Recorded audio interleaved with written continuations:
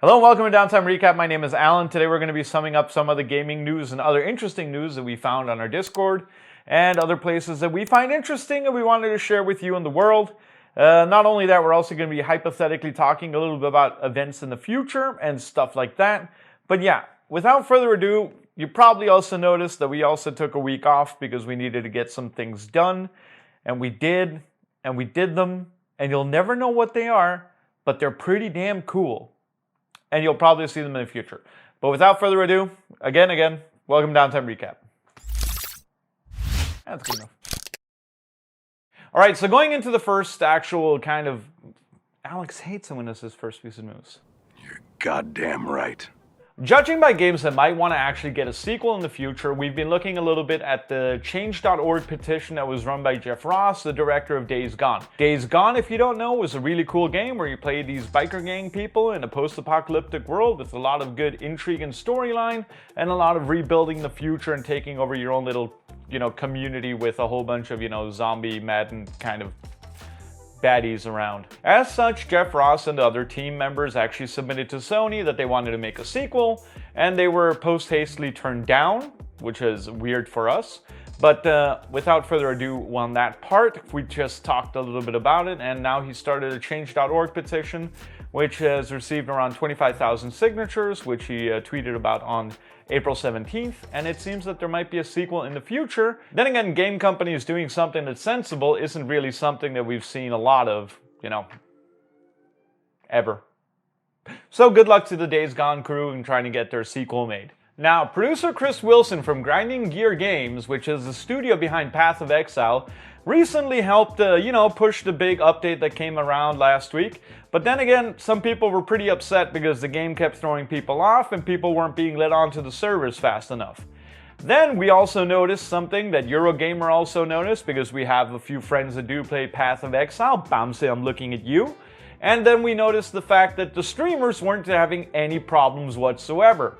So now it does seem that streamers were being given advantageous queuing times, as the studio itself had paid large sums of money to get streamers to play the game for 2 hours on their stream on launch day, which is now the go-to marketing tool. So anytime you see a new update coming for a game, you'll be damn skippy to see most of your streamer friends playing it. So basically what happened was that the streamers wanted to play, and because they were getting paid to, and as such the producers of the game saw that the queues weren't working due to something they called human error with the server issues. And being that it was time sensitive, they just skipped the queue on all the streamers, and now they've had to apologize about it. And there are Reddit threads and all that kind of stuff going on about it, and they said they'll never do this again. But then again, you can pretty much imagine that if you have the option as a game studio, after paying a bunch of people a lot of money to play your game, and you can give them like an easy in to, actually play the game when they're supposed to play the game, that they're gonna take it. So I see no harm, no foul personally, but then again, a lot of people were like, yeah, but we bought the game and we're the fans and we're supposed to play. I mean, to be honest, at least you could watch the game being played by somebody else that got paid to play it instead of you paying to play. Oh no, that's actually really wrong. Ooh, but they apologized, so that's kind of good. For those of you that follow World of Warcraft, we found an interesting article on Wowhead that was linked in our Discord by some of our cool people, also known as, Nero, our editor-in-chief that really loves World of Warcraft. He pointed out that one of the in-game characters, Kael'thas, I don't even know if I'm saying that right, and he will probably slaughter me. No, but unfortunately, the actor that was playing him, Quentin Flynn, has been outed as, allegation-wise, being a sexual harasser or a groomer or someone using his, position of power to get in with the female sort, but nothing of that has been proven. There's a Twitter account that has been made that has been outing messages and screenshots of how he's been interacting with his fans, and this also brings us back to other people in that kind of sphere that have been doing the same thing. So you've got like Ryan Haywood from Achievement Hunter that famously was outed for, having extramarital affairs and that kind of things with fans. And other than that, it's kind of a little bit iffy, but it does seem that World of Warcraft has replaced his voice in the game with somebody else. So maybe they've already taken it upon them after reviewing the evidence or seeing what's up. that they didn't want his voice in the game, and you never know what is going to actually happen. Since these are also allegations and we're not trying to put anything forward as like people are horrible or whatever, I mean, the evidence is what the evidence is. If they did it, they suck. If they didn't, I mean, they probably don't suck, but we're not here to make any judgments on that. Personal opinion standing aside. They did change the in-game voice, so that is a thing that happened, and there is a person out there who has made a Twitter and outed Quinton Flynn, so that is also a thing that has happened. And I am not here to tell you what things have not happened because I was not there, so there you go. Quinton Flynn, apparently not already the voice of Kael'thas anymore. My demise accomplishes nothing! The Master will have you! You will drown in your own blood! The world shall burn! My demise accomplishes nothing! The Master will have you! You will drown in your own blood!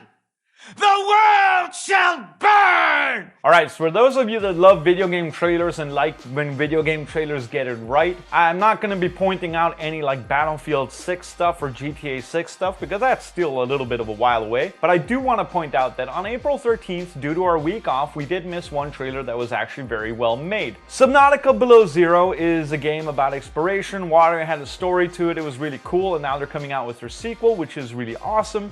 Especially when you see the trailer, because I believe that you will also believe that it is a very well made trailer.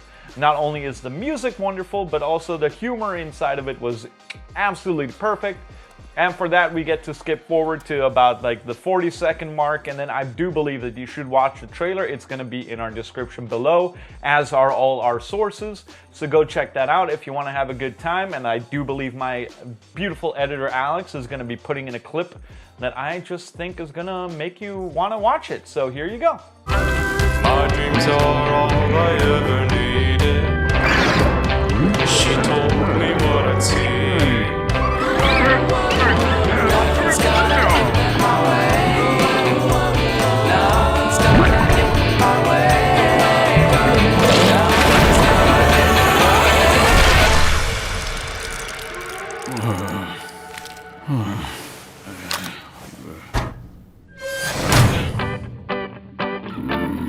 Alright, then we're going to share some information that we found over at PC Gamer, especially the fact that Epic Games is actually putting in serious contention into fighting Steam to become an online games platform all on its own. And not only that, they've also been in the, current lawsuit with Apple talking about making some revenue share and all these issues that they've been having on their platforms about who gets the revenue and how to make it. And it sounds really just interesting to gamers and everything else, but this is kind of important because if we ever want Steam to up its game and actually become a really good, provider of games, we would want the competitors to also try to compete and actually exist in the same ecosphere, because then we would actually all, as consumers, get really good things out of it. One of those things has been the fact that Epic Games also gives out free games every week, or has for a long time now, so you can just log in and try out a new game every week, and sometimes those games are great, sometimes they're just interesting, sometimes they are the most uninteresting babble that you'd ever want to try in your life, but they're free, so you can't complain. What about Epic Games now? Well, since the lovely lawsuit has been going on for so long, it's actually been proven that Epic Games is going to be losing around $300 million maybe this year in trying to promote, market, and also guarantee people that sell their games through Epic Games Store via exclusive deals, so they can't put them on Steam for a year, and Epic will pay them out a certain amount of money, no matter if they do well or bad, as long as they just put it only on their store, is something that actually shows that Epic is willing to take the fight, and willing to take the fight for a very long time. How is Epic funding this? Well, in the article there's also clues as to the fact that Epic did make around $700 million on Fortnite for a year, so they probably have a lot of cash to burn. A lot of people are saying that this is Epic just throwing money into a campfire. It's actually directly quoted in the article itself, but Epic says it's actually what you call an investment, and if you want to make it, you want to make it, and you have to spend the money. Yeah, but otherwise it looks really cool that the fact that Epic is going to be spending this much money, and not only that, it means that consumers like thou and I shall be getting a whole bunch of cool stuff that we can look forward to. And even if Epic isn't your cup of tea and you're just like, no, can't all games just be on Steam, man? I think we should all appreciate the fact that there is a store market, otherwise everybody would just be like shopping at Walmart in the United States, and you know how horrible that can be. That can be pretty goddamn horrible. So let's just be happy that they're taking the fight up. Fight. It's a war. World of Warcraft. Try it for free at warcraft.com. So Fortress is Australia's biggest esport arena and bar and, social place for gamers. They have a really big LAN venue for around 200 computers. They've got special arenas. They've got 2 bars. They've got everything that your heart might desire. But they also opened during the pandemic, and then unfortunately also endured during the lockdown that they had to lock down. Everybody knows that everything's going to be super hard, but what are we going to do to get back onto, our feet? So at least the guys in Fortress, they adapt a little bit. We saw the PC Gamer article, and it was super positive, talking about how they went out and made Fortress food for their 50 unemployed the 50 workers that used to work there, to deliver meals at home for about $5.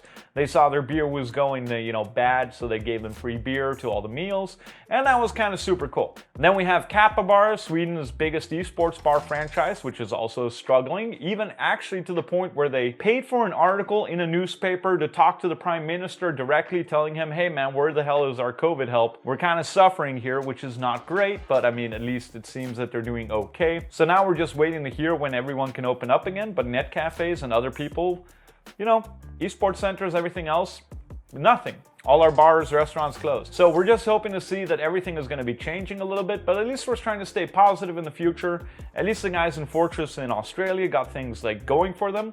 And hopefully everybody out there is doing as good as can be and has something to fall back on. And as always, we do appreciate if you would like and comment on our videos. It does help us out a lot. If you want to subscribe, feel free to do so. We're going to be pumping out these videos again on time. We've had a week off because we've been restructuring a few things that we think are going to be interesting for the future. And other than that, I've been your host, Alan, and hopefully you guys have a wonderful week.